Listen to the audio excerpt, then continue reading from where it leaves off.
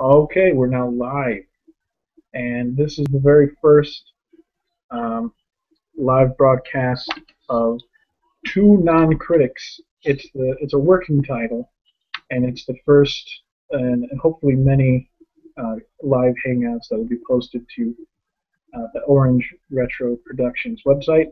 My name's Dustin, and you, sir? I'm Willie. Hi, everybody. Willie is joining us from Hawaii. He's stationed there, and I'm in upstate New York, where it's ridiculously cold and there's a foot of stupid snow outside. But anyway, in this the premise of this show is we're lifelong friends. We've known each other for over 20 years.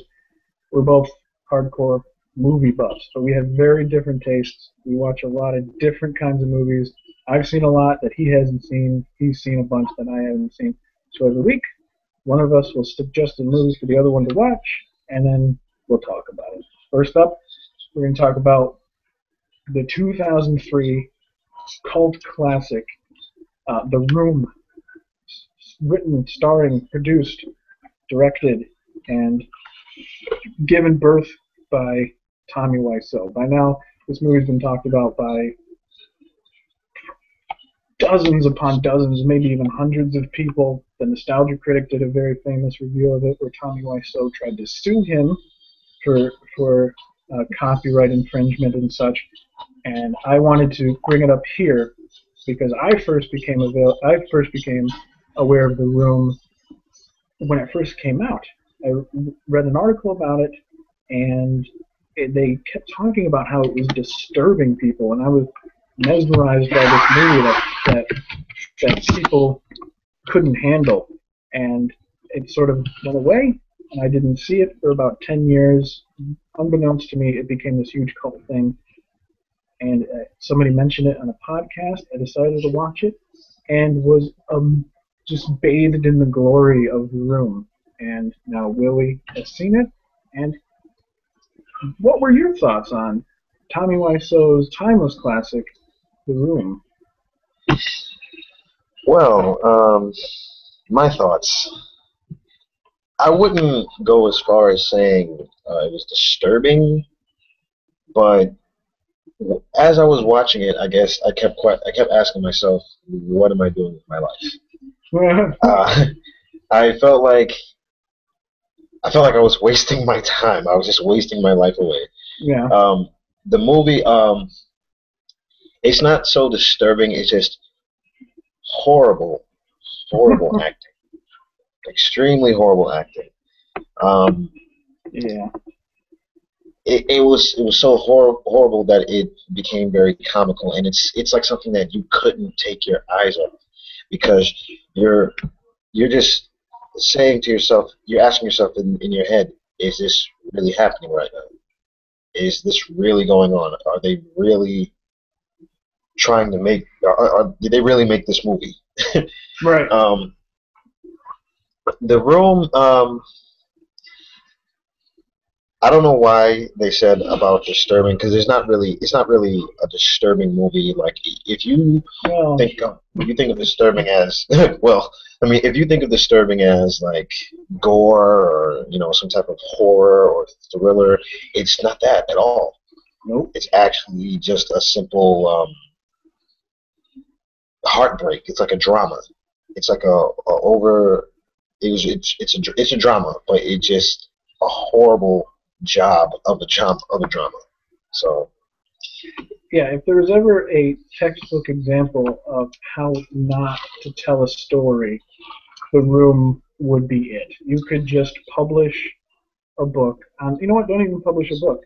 Just if somebody's like, I would like to know how not to make a movie, just put them down in front of the room, and they will completely understand. It's everything about the movie is not correct. Pretty much. And I think I don't know if the guy who wrote that article was just trying to coax people into finding interest in it as a practical joke, or if he genuinely thought these people's reactions of utter confusion was also disturbing. And but yeah, it piqued my interest when I saw it. The whole time, I was convinced it was a joke. I thought I was watching a phony version of the movie. I didn't think that anything like this could possibly exist.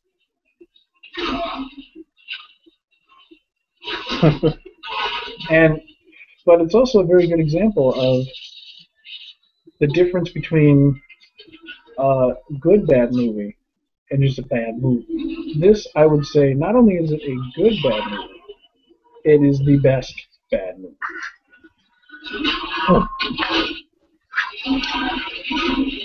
Me, I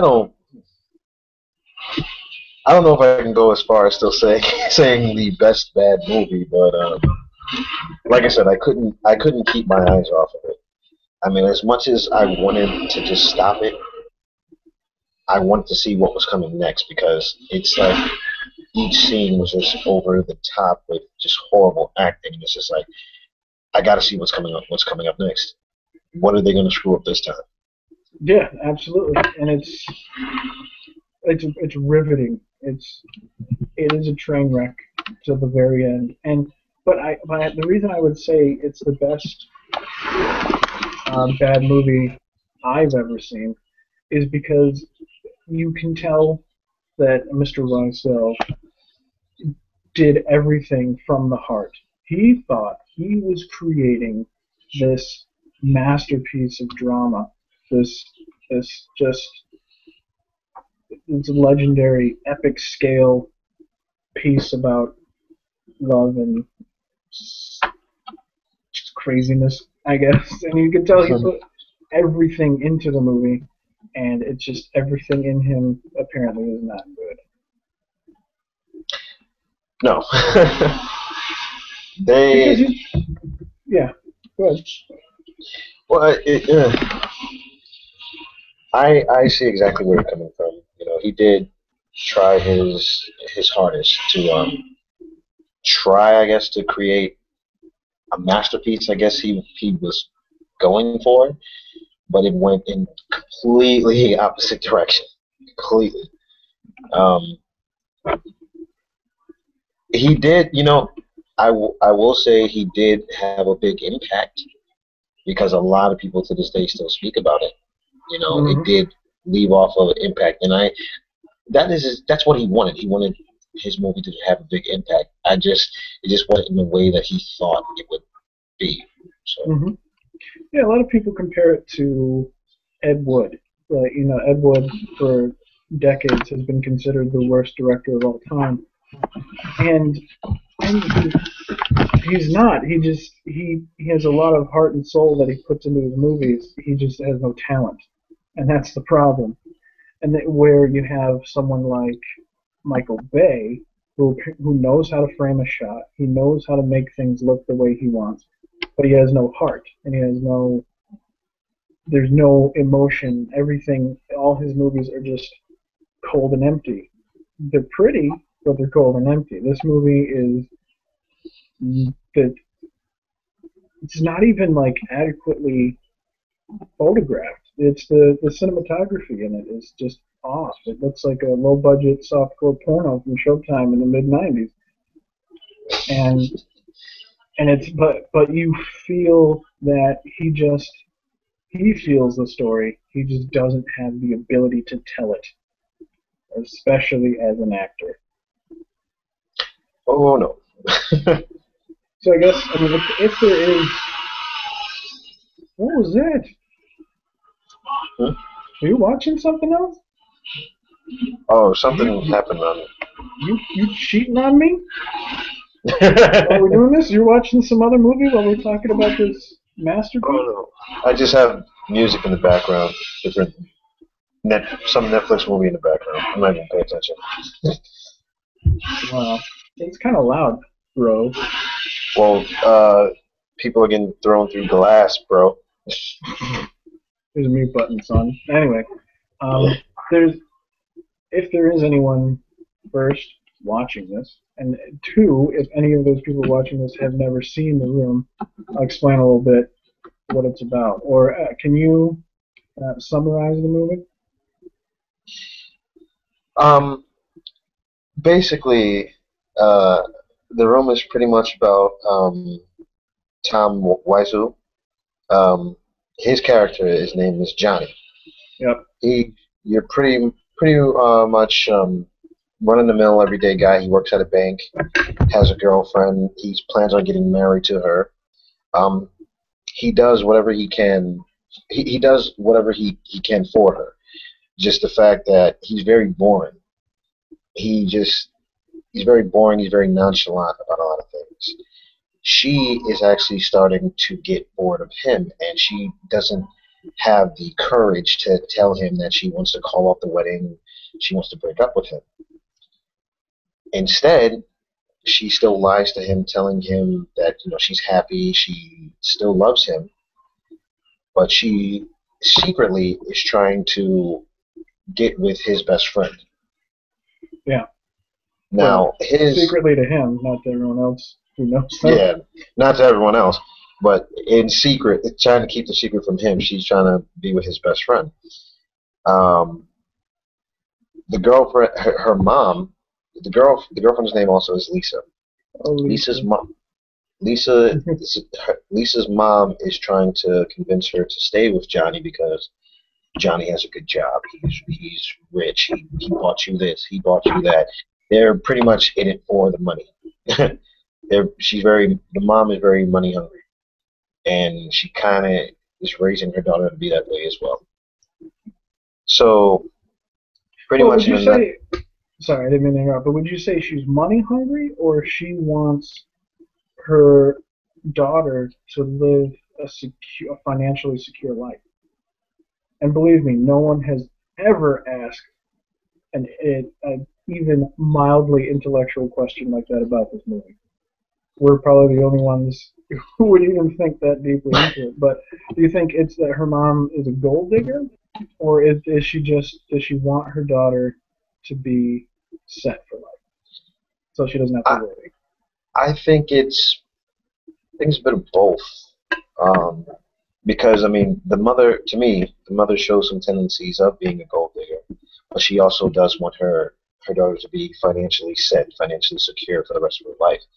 But just if you watch the movie, you'll see what I'm talking about. There are certain things that she'll say to her daughter that'll make you seem like, that's a little more than wanting just to be financially secure. Kind of get hitting that level of being a gold digger, kind of. Hmm. So, as you were saying, she's trying to convince her daughter to stay with her. Hmm. And the daughter, of course, she is not listening to her mom. She thinks her mom is being a distraction or quote unquote a bitch. So she's not really listening to her mom, and she's still trying to get with Johnny's best friend, who his best friend's name is Mark. Hmm. Mark pretty much attempts to he tries to do the right thing at the beginning. He tries to push her away and tell her, listen, you're my best friend's fiance. You're gonna get married. Everything is gonna be great between y'all. But eventually, it just comes to a point where he falls into temptation and he has an affair with her, and they both leave Johnny in the clouds, pretty much. So it keeps going on like that pretty much throughout the whole movie of just keeping secrets from Johnny until the Yeah. point where it just blows up at Johnny's birthday party when Right. all of His surprise birthday party. his surprise birthday party he got a surprise, all right. So yeah, his surprise birthday party, pretty much it all blows up in his face, and he is so depressed, and stressed out, frustrated, angry, sad. Every negative feeling that you could think of, all that is just rolled up into him. That it comes to a point where she leaves. She leaves. She doesn't want to have nothing to do with him anymore. She decides to go with Mark. Mark and Johnny's friendship collapses, and Johnny, in the end, pretty much ends up killing himself. Spoilers. Spoilers to anyone who hasn't seen it. Like I said, if anybody watches this, chances are they've seen the movie. Yeah. He ends up killing himself. It's a That's the whole. tragedy, man. That's the summary of the movie. He ends up killing himself, and they find Mark and Lisa find him in his apartment, find his body, and they're devastated at first. They're devastated, and then Lisa is more concerned with still wanting to be with Mark. She even says, "At least we still have each other." And Mark pretty much shuts her down, like, "No, you're by yourself. You did this to him. This was Mm-hmm. all you're doing." And pretty much the movie ends like that with her being alone. Mark leaves, she leaves, and Johnny's dead. So There you go. don't try to. Best to not cheat on people. You want to say it? Best to not cheat, or not keep secrets. I mean, I feel that if you feel like you're gonna cheat, just break up with the person, tell them like it's over, so you can just move on instead of hiding secrets behind that person's back, because you never know what could happen. Something like that could happen, or something else. You never know. So yeah, just don't try not to cheat people. So let me ask you this: why was it called The Room? Why was it called The Room? Hmm. No fucking clue. No clue at all. I mean, if I had to guess, I would say because a lot of the crucial points for me, a lot of the crucial points in the movie all dealt with being in that room, that particular room in the house that they were in. One of A two lot, sets they had.